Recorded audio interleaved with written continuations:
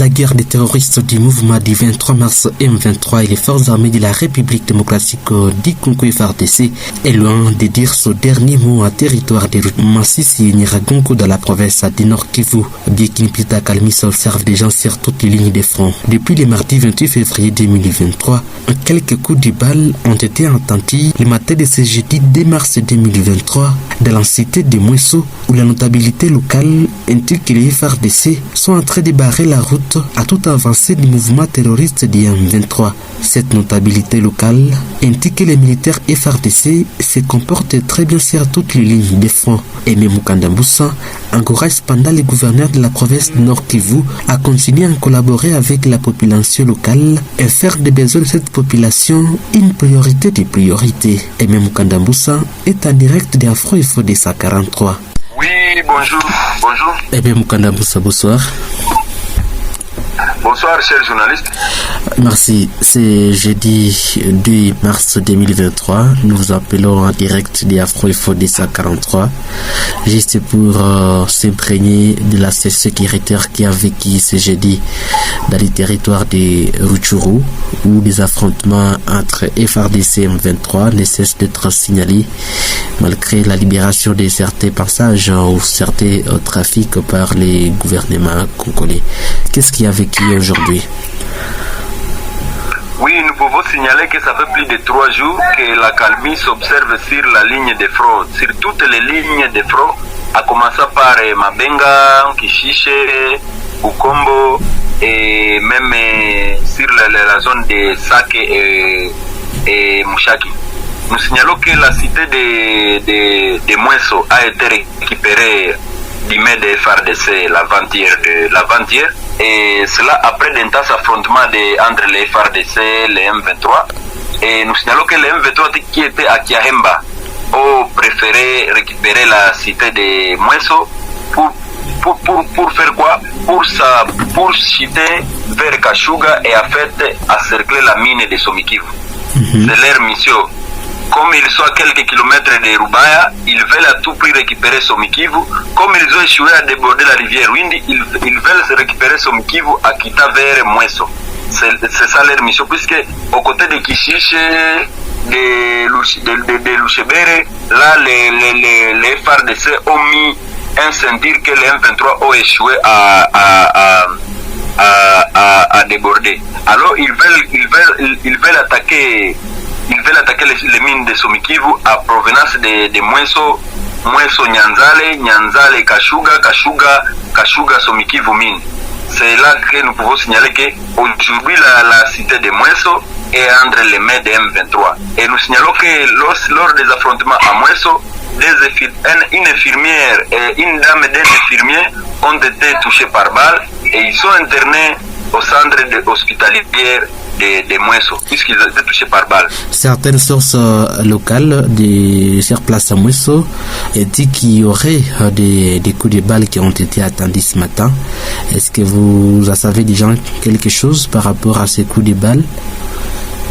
Non, vous savez, les FARDC ne sont pas loin de Mweso. Ils sont aux alentours de Mweso et pour récupérer Mweso, les FARDC avaient fait un repli stratégique pour laisser, puisque la cité de Mweso est une cité qui est fortement peuplée et on ne pouvait pas laisser ces terroristes qui jettent des bombes d'ici par là, puisque leur façon de récupérer des grandes cités, ils lancent d'abord des bombes pour effrayer la population, pour effrayer les FARDC. Alors les FARDC ont jugé bon de faire un repli stratégique. Ils ne sont pas loin de Mweso, ils sont aux alentours de Mweso.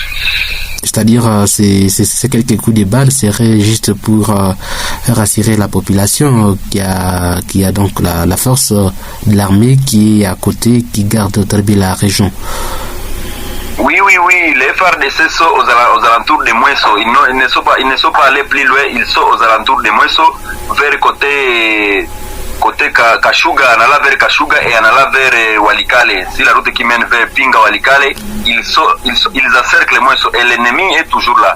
Pour dire, ces terroristes du M23 que la communauté internationale et l'ONU, même l'Union africaine, croient que ce sont des hommes qui réclament quelques droits qui est logique. C'est faux, ce sont des terroristes. Si une fois nous examinons tous les crimes qu'ils ont commis, vraiment, ils peuvent être même classés parmi les personnes non grata sur les sols congolais, puisqu'ils se disent congolais, mais quand vous les voyez, ce sont des militaires rwandais, ce sont les RDF, ils sont atteignés RDF et ils n'ont pas pitié des personnes. C'est une guerre que le gouvernement ne devrait pas même demander l'autorisation de qui que ce soit. Il devrait chasser l'ennemi hors d'état de nuire. Puisqu'en voyant plusieurs villages dans la chefferie de Guicha, plusieurs villages, on peut trouver 2 à 3 militaires. Tous les militaires se concentrent sur les lignes de front à Massissi. Pour dire les gouvernements, les FARDC, devraient attaquer l'ennemi du côté où ils sont moins faibles. Et si on les encercle du côté de Massissi, ils vont perdre force. Voilà.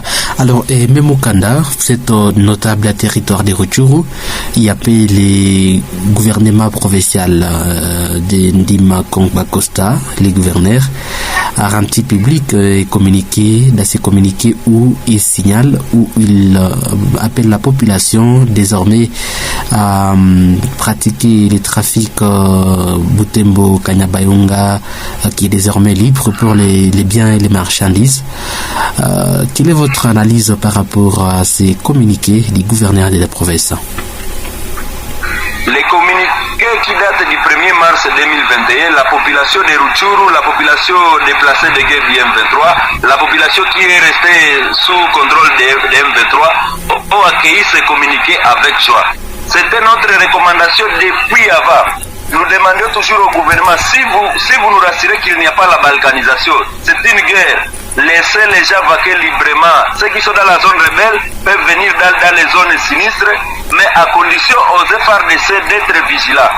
C'est pour cela qu'aujourd'hui matin, les véhicules qui ont quitté le Grand Nord pour dire Kanyabayonga, Kirumba, Butembo, sont bien passés par Rutshuru Centre jusqu'à arriver même à Goma. D'autres véhicules qui ont quitté Goma sont même passés à Rutshuru sans problème. Du côté M23, on n'a pas fait, il n'y a pas eu de frais qui ont été payés à la barrière de Kitoboko.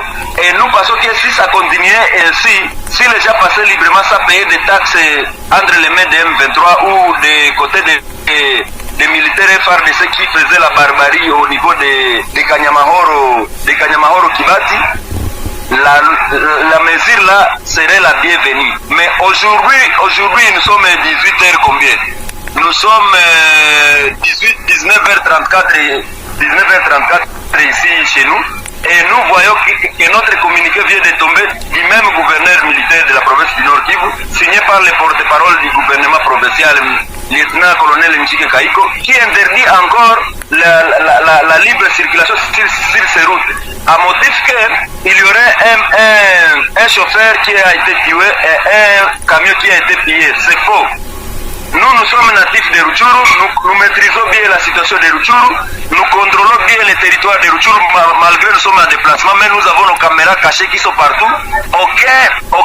Aucun chauffeur n'a été tué à Katale et aucun camion n'a été pillé. Pour dire, le gouvernement devrait, avant de rendre public ces communiqués, il devrait avoir des sources qui sont sûres et ne pas se fier aux réseaux sociaux et rendre une décision.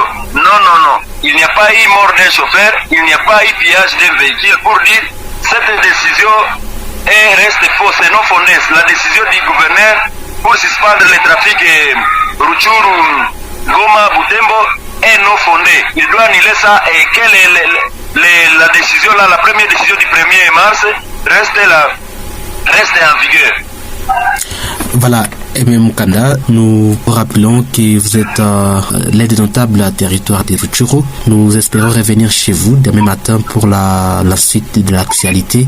Mais sinon, merci beaucoup d'avoir répondu aux questions d'Afro-Info 243. Merci beaucoup, chers journalistes. Merci beaucoup à tous nos téléspectateurs. Madame, Messieurs, c'était là Aimé Mukanda Moussa, l'aide notable à territoire de Rutshuru, qui est revenu sur la question sécuritaire de ce territoire vécu ce jeudi 3 mars 2023. Merci de suivre Afro-Info 243. Merci de liker et partager la vidéo. Je suis Richard Maliro pour Afro-Info 243.